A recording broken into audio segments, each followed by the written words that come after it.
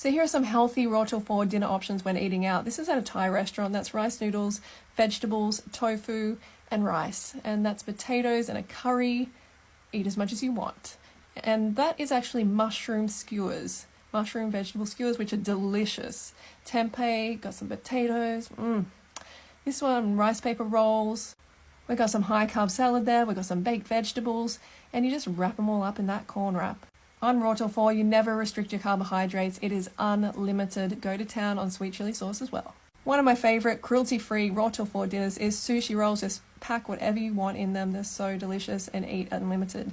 This is a red rice pizza base with sushi on top and also baked veggies. Yum!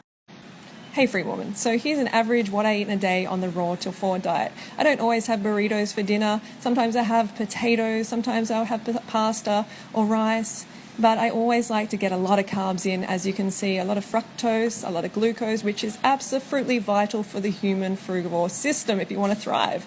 So if you want to lose weight and be an ethical person and feel your best, and check out the raw till 4 diet at thebananagirl.com.